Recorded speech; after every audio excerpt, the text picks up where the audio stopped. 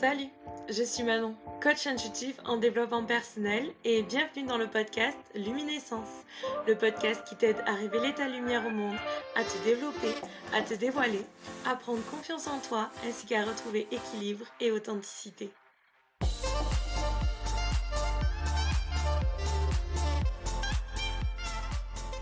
Bonjour à tous, j'espère que vous allez bien. On se retrouve aujourd'hui dans un nouvel épisode pour parler d'équilibre, notion que l'on entend à tout va, que personnellement je considère comme fondamentale pour une vie saine et sereine, mais qui parfois est encore mal comprise. Alors, dans cet épisode, on va voir ma définition de l'équilibre et d'une vie équilibrée, et pourquoi il est important de trouver un équilibre dans sa vie, et ce, sur différents plans. Déjà, c'est quoi l'équilibre et pourquoi, à mon sens, c'est important de le trouver? L'équilibre, c'est la stabilité. Lorsque l'on pense équilibre, on peut tout de suite visualiser un équilibriste sur sa corde, un flamant rose ou encore une balance. L'équilibre, c'est la capacité à trouver la stabilité en donnant une force proportionnelle à deux parts ou deux éléments. Trouver notre équilibre, c'est nourrir deux parts de nous-mêmes, nourrir notre dualité naturelle, car oui, l'humain, à mon sens, est dualité. Trouver l'équilibre, c'est à la fois nourrir la part de nous qui veut et qui a besoin d'être active, sans oublier de nourrir celle qui souhaite se reposer, par exemple, ou nourrir la part de nous qui souhaite et a besoin d'une alimentation saine, tout en nourrissant la part de nous qui a envie d'un bon burger ou d'une bonne pizza. Plus simplement encore, l'équilibre, c'est le contraire de l'excès. L'excès, lui, est bien souvent intégré comme l'idée d'un trop, et surtout d'un trop plein. Trop de sport, trop de travail, trop de sucre, trop de gras. Cependant, on ne réalise pas toujours que l'excès se trouve aussi dans le trop peu, le pas assez et le déficit. Trop peu de repos, trop peu de plaisir, trop peu de nourriture.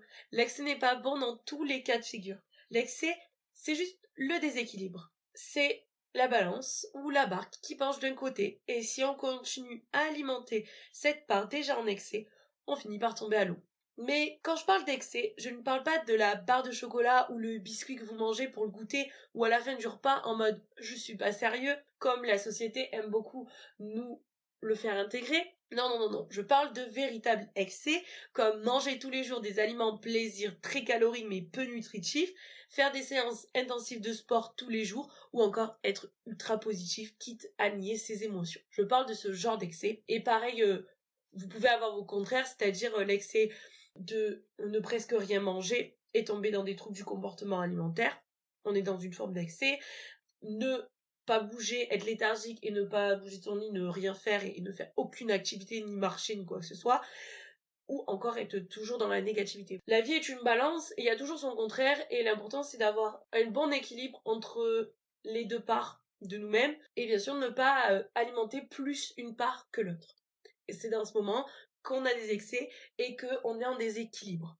Enfin, il n'existe pas un seul équilibre à trouver, mais l'équilibre se recherche et se cultive sur différents plans de notre être et de notre personne et de notre vie. D'abord, on va parler de celui qu'on connaît véritablement le plus, dont on parle le plus, et pour lequel, en vérité, avoir une vie équilibrée est directement associé.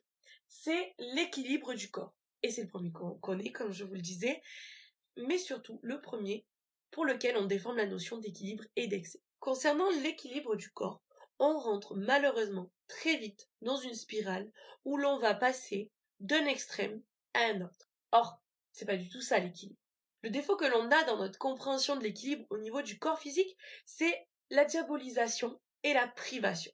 Beaucoup trop de personnes passent d'une alimentation déséquilibrée par de gros excès de sucre, de graisse, à une alimentation dite healthy, comme on dit chez nous, c'est-à-dire en mangeant que des légumes, en baissant trop fortement leur consommation de calories, en se privant de glucides parfois, mais surtout en se privant d'aliments plaisir.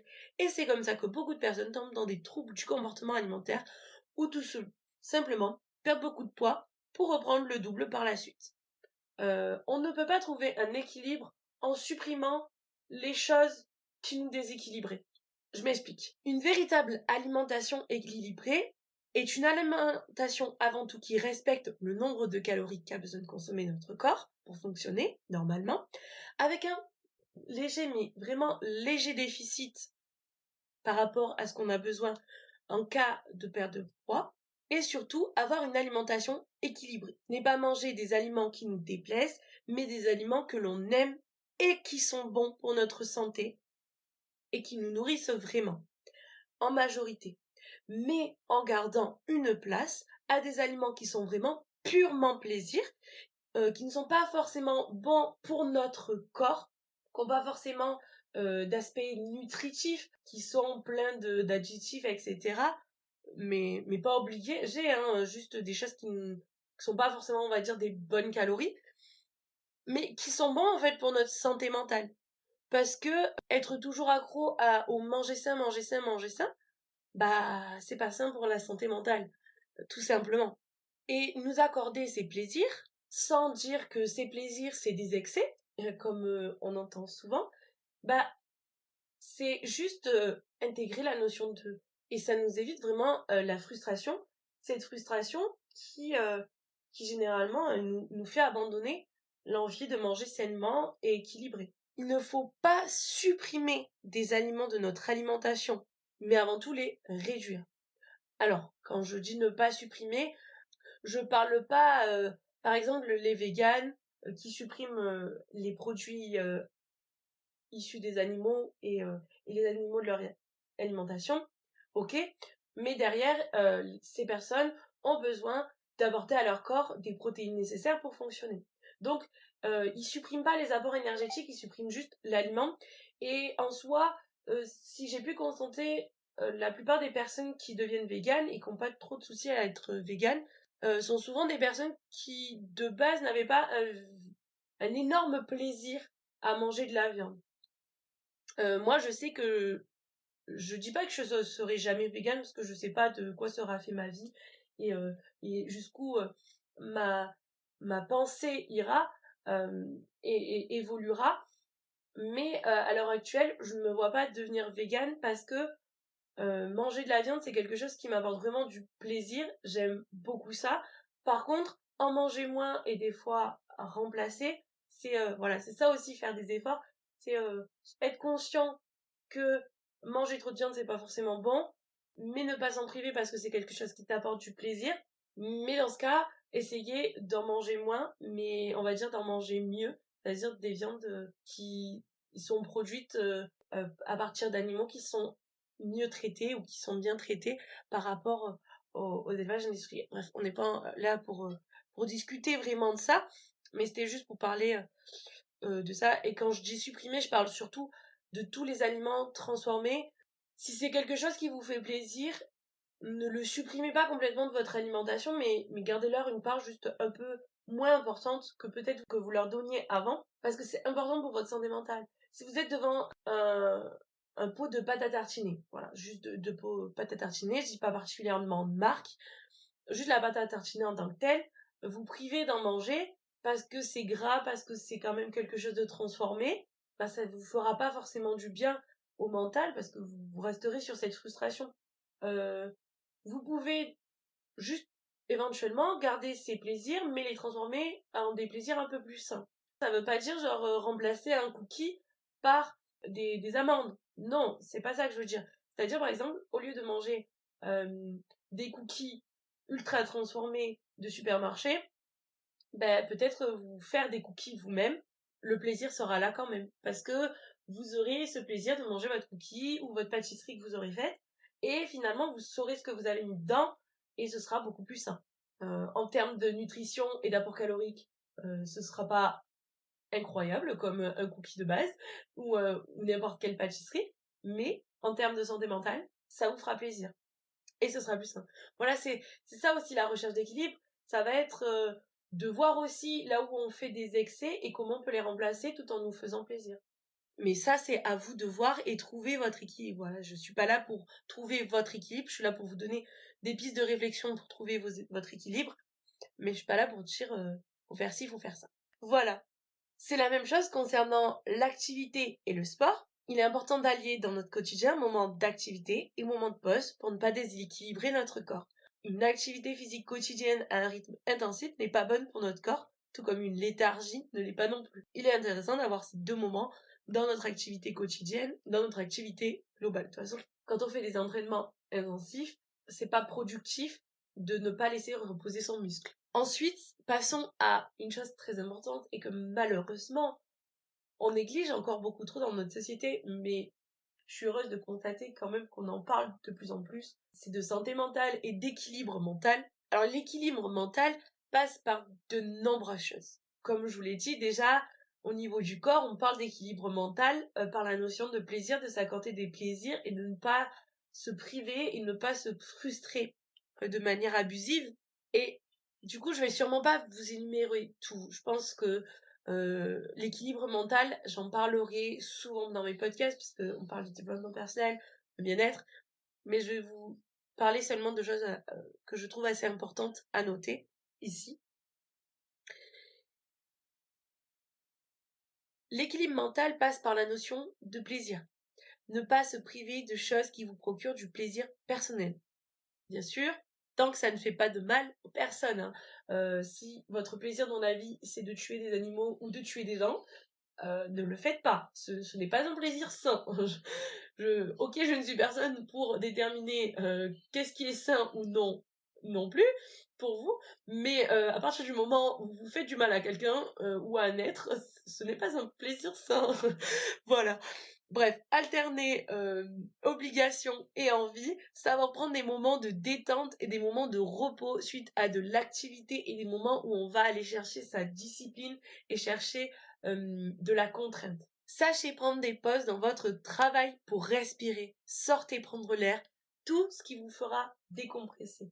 Vous ne serez jamais autant productif dans votre vie, et ça je vous l'ai déjà dit dans un précédent podcast sur le rythme naturel, que lorsque vous respectez votre rythme et que vous respectez cet équilibre entre travail intensif intensif et phase de repos.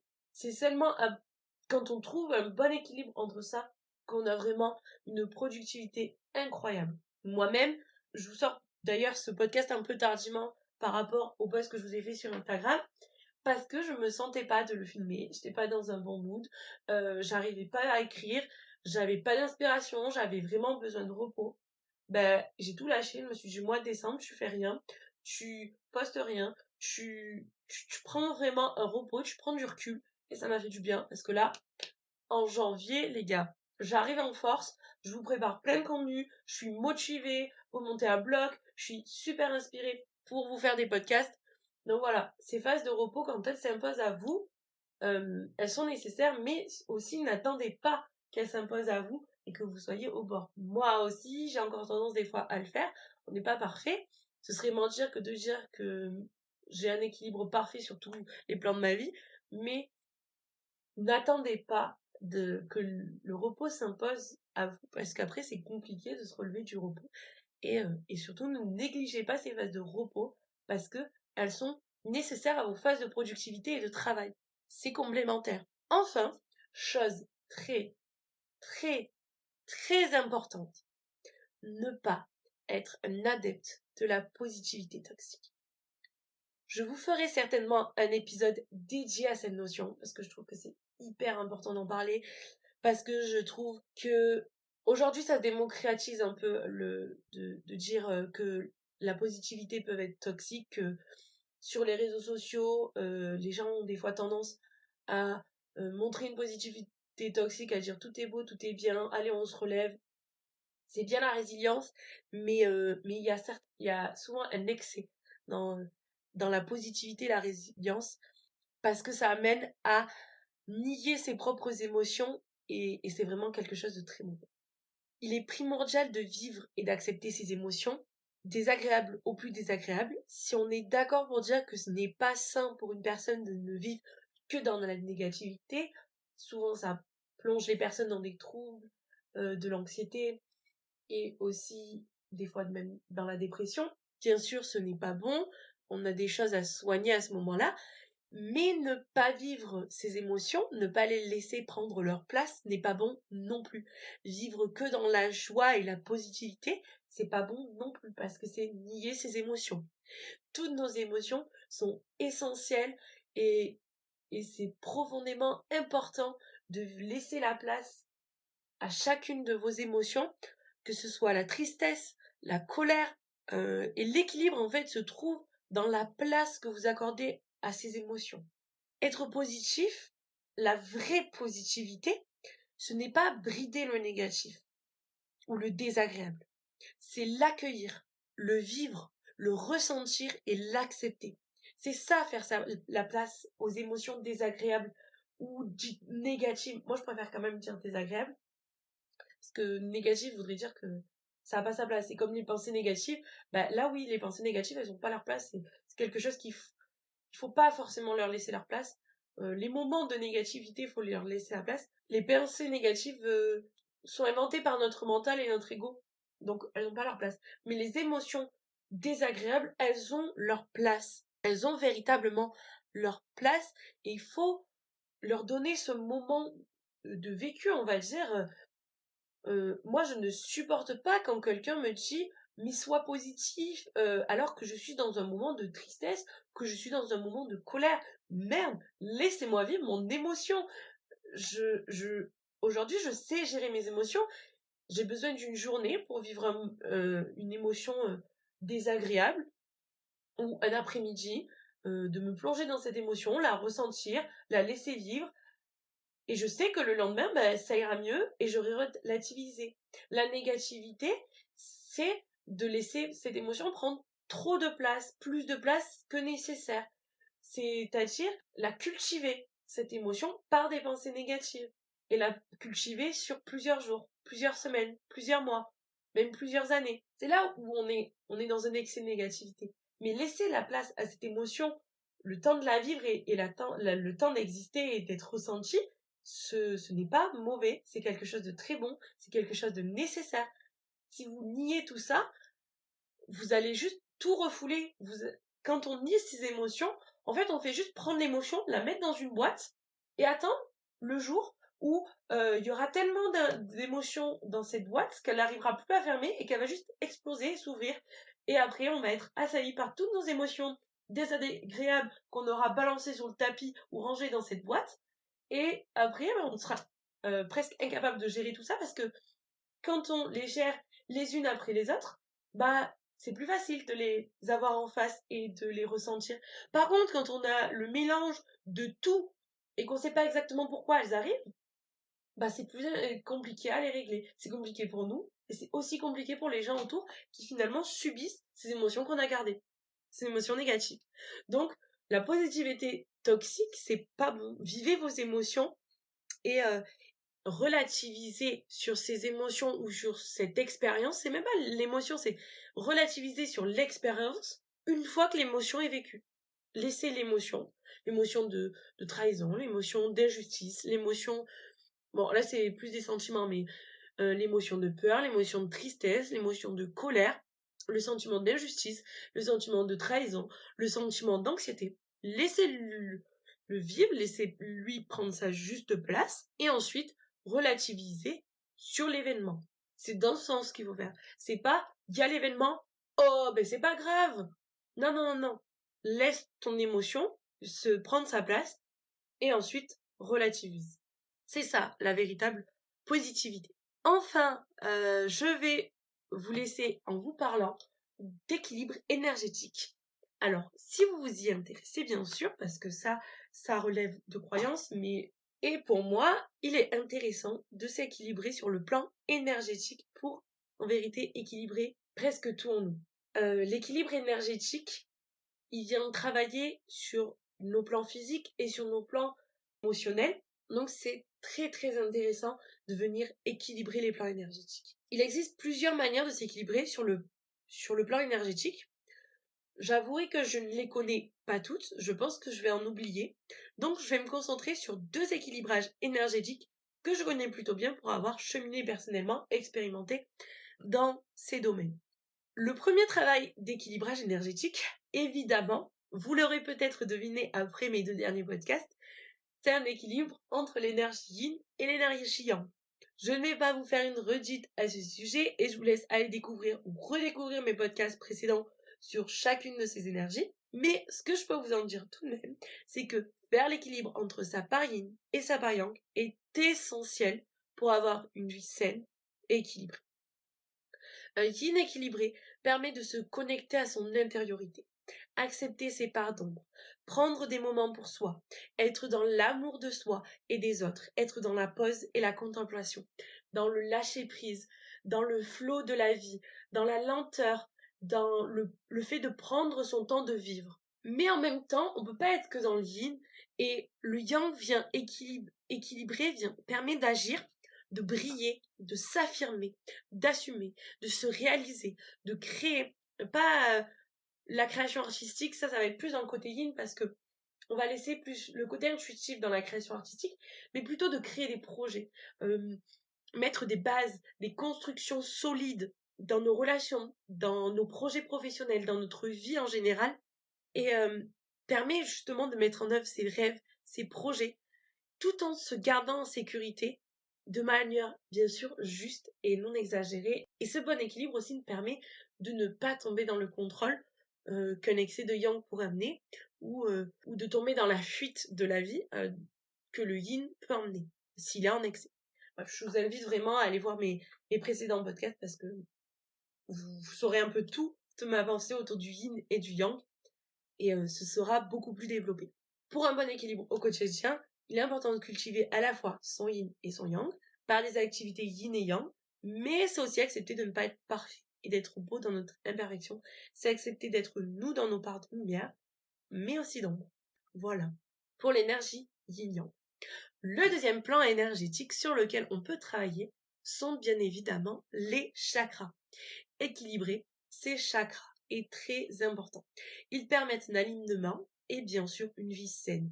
On ne peut pas faire face à la vie sereinement, par exemple, avec un chakra du cœur trop actif et un chakra racine déficient. De même qu'il n'est pas bon pour vous de développer votre chakra coronal qui concerne les domaines de la spiritualité sans un chakra racine bien équilibré. Sinon, vous partez dans tous les sens.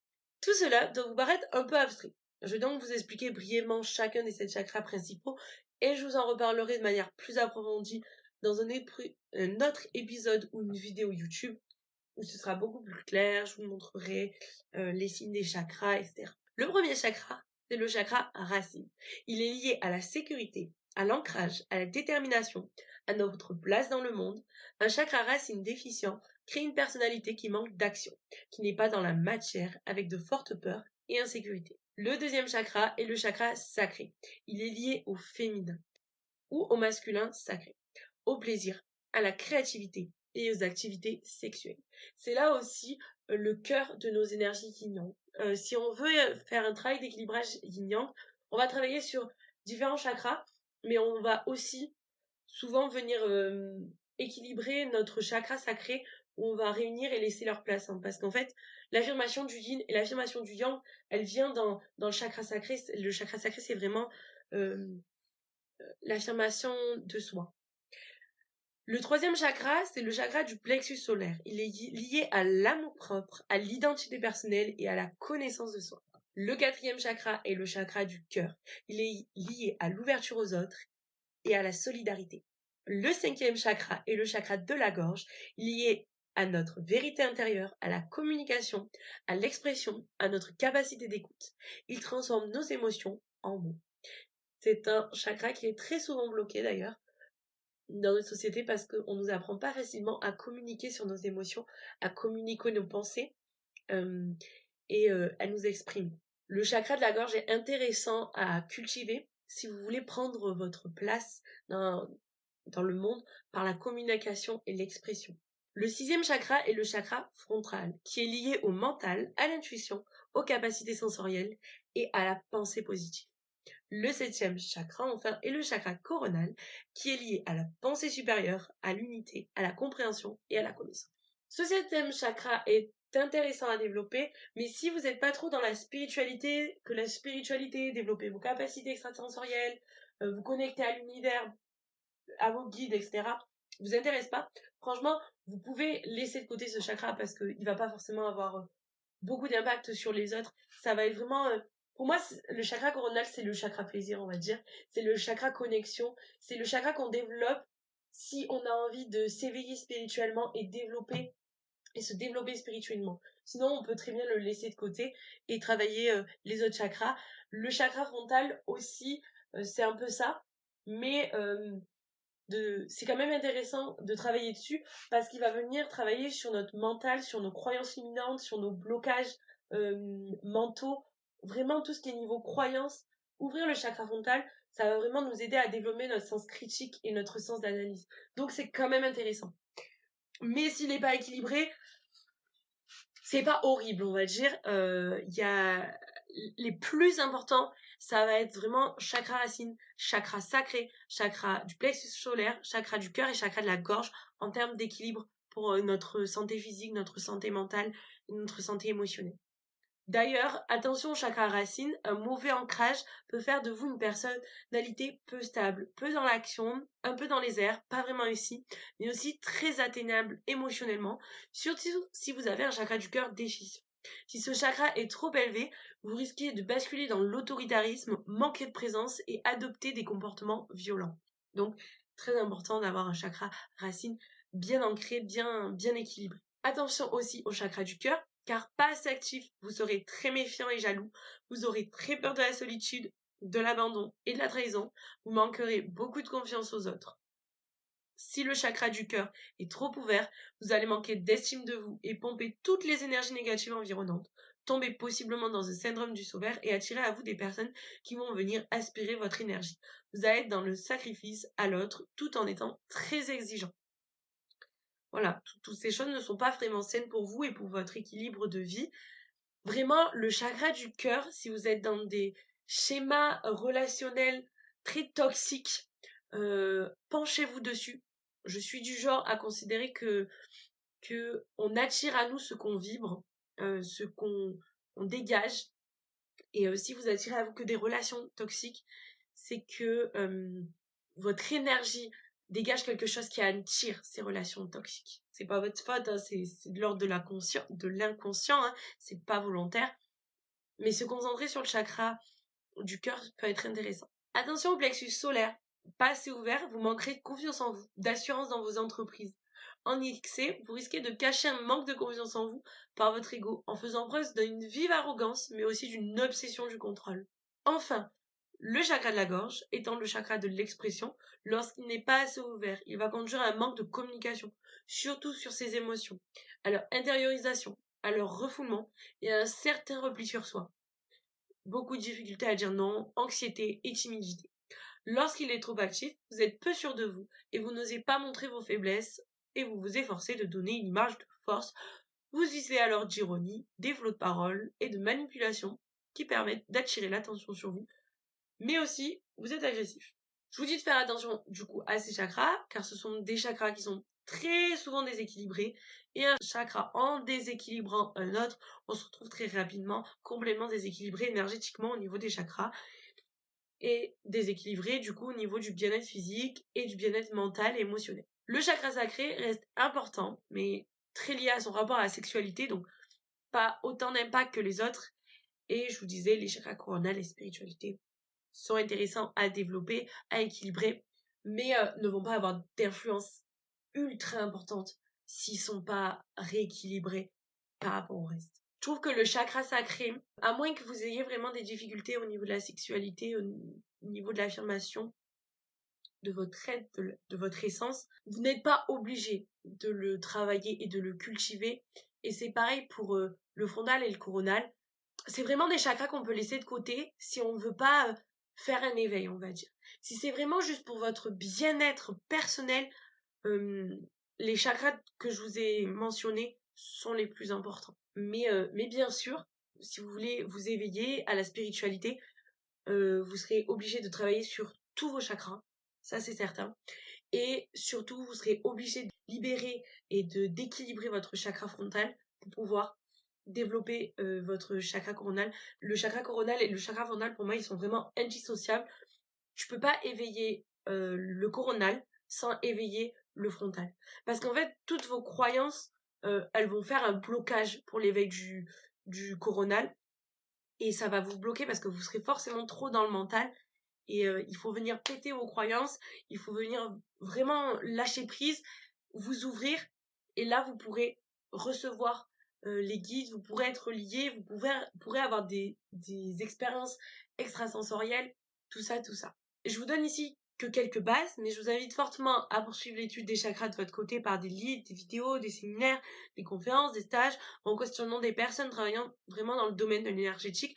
Moi, c'est pas mon métier, c'est pas quelque chose vers quoi je me dirige naturellement, de travailler sur les soins énergétiques, sur les chakras, les rééquilibrages vraiment énergétiques. Donc, je vous donne ma vision des choses, mon approche des choses, mais voilà, en termes de, de personnes qui découvrent les domaines tout autant que vous. Donc, si vous voulez avoir des idées plus précises et plus complètes, n'hésitez pas à aller discuter ou vous renseigner auprès de personnes qui sont vraiment dans l'énergétique pure et dure et qui travaillent avec ça tous les jours. Pour un rééquilibrage, vous pouvez donc solliciter plusieurs biais par les soins énergétiques, du coup, vers des professionnels. Un travail sur soi, l'introspection, mais aussi après au quotidien, le yoga, la méditation, les huiles essentielles, la lithothérapie. Tout ça va venir agir sur vos chakras.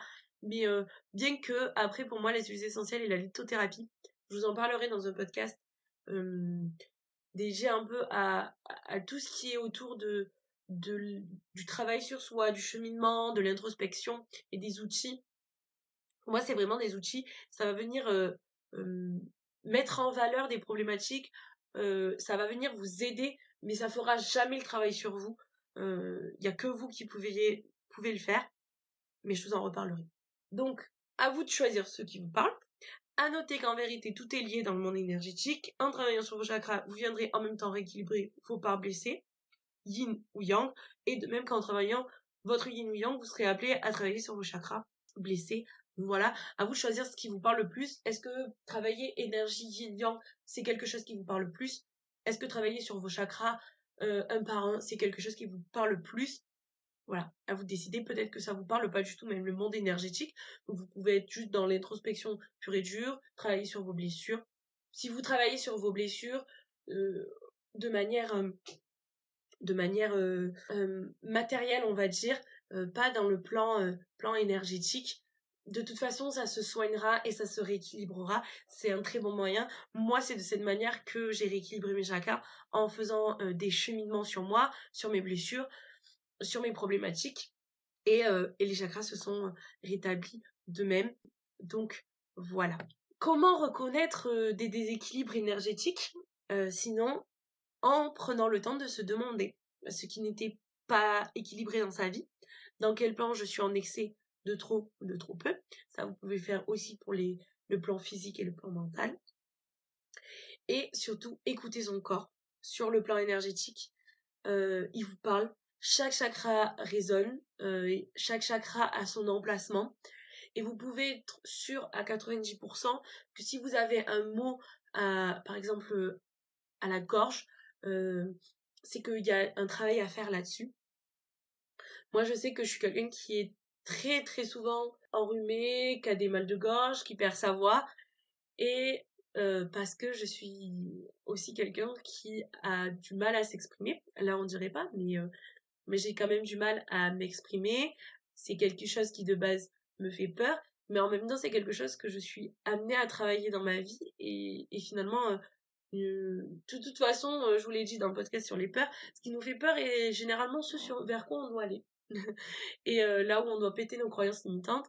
Donc moi qui pense que je ne suis pas capable de m'exprimer et, et de parler en public, ben, je pense que à l'avenir, je suis amenée à développer ça, et on verra bien. Mais c'est clair que c'est quelque chose sur lequel je dois travailler, et chaque hiver, même pas à l'hiver, toute l'année, mais mon chakra de la gorge me le rappelle en me disant exprime-toi, sinon tu pourras plus parler. Voilà. Vous l'aurez compris, trouver l'équilibre est un principe, je dirais même une valeur fondamentale dans ma vie. Le respect de ce principe est essentiel à mon bien-être. C'est pour cela que vous m'entendrez souvent insister sur cette notion, y revenir régulièrement dans mes podcasts. Je voulais tout de même y consacrer un épisode, car il est important pour moi de bien expliquer ma vision sur la notion d'équilibre. Comme ça, au moins, c'est clair, c'est net et précis, c'est fait. Si à chaque fois je vous parlerai d'équilibre et de ma vision de l'équilibre, vous pourrez vous référencer à ce podcast. Et je voulais aussi déconstruire des idées peut-être fausses que nous inculque la société à propos de la notion d'équilibre, et particulièrement au niveau du corps, parce que le véritable équilibre, c'est accepter ses parts d'ombre et ses parts de lumière, ses défauts comme ses qualités, leur faire leur juste place, et, euh, et voilà, on est des êtres imparfaits, et trouver l'équilibre, c'est pas trouver la perfection. Trouver l'équilibre, c'est être parfait dans nos imperfections. Voilà, c'est ça. C'est plutôt ça. C'est embrasser tout ce qui fait de nous, tout ce qui est nous, en fait. Je mentirais, bien sûr, si je vous disais qu'absolument tous les aspects de ma vie sont en équilibre. Mais je dirais que je tends à atteindre une vie au maximum équilibrée. Le déséquilibre sera toujours là, je pense, dans ma vie. C'est un travail de toute une vie, l'équilibrage, le rééquilibrage. Je pense que quand tu équilibres une partie, il y a quelque chose derrière qui va se déséquilibrer peut-être sur un autre plan parce qu'on se concentre dessus. Mais voilà, mais disons que le travail qu'on va faire sur soi va permettre de déceler plus rapidement et plus facilement les déséquilibres et de plus facilement et rapidement rééquilibrer les choses. Voilà. Ça va apporter plus d'aisance dans tout ça. Je ne juge pas mes parts déséquilibrées, je sais qu'elles sont là, et je sais qu'elles se rééquilibreront en temps voulu, au moment où je serai prête, et au moment où je me pencherai dessus. C'est ça aussi être bienveillant avec soi-même, c'est être conscient qu'il y a des choses dans nos habitudes qui sont pas saines pour nous, qui devraient être rééquilibrées, qui sont pas en équilibre, mais prendre le temps d'attendre le moment où on se sent prêt pour rééquilibrer les choses et ne pas se juger si on essaye et qu'on échoue, parce qu'on y arrivera à un moment donné. Voilà. Pour moi, une vie saine, c'est très important, mais avoir une vie équilibrée, c'est encore plus important. Et ça a encore plus de sens pour moi. Cet épisode est maintenant terminé. J'espère qu'il vous aura plu, qu'il vous a aidé ou qu'il vous a appris des choses. Désolée pour ma voix nasillarde tout le long parce que je suis un peu enrhumée. Voilà, rhume de l'hiver quand tu nous tiens. N'hésitez pas à partager le podcast et à vous abonner pour ne louper aucun épisode, ainsi qu'à me suivre sur mes réseaux, sur Instagram et Facebook @manon_lightning pour plus de contenu autour du bien-être, de la spiritualité et du développement personnel. Je vous souhaite une bonne journée, ne cessez jamais de briller, prenez soin de vous et à la prochaine!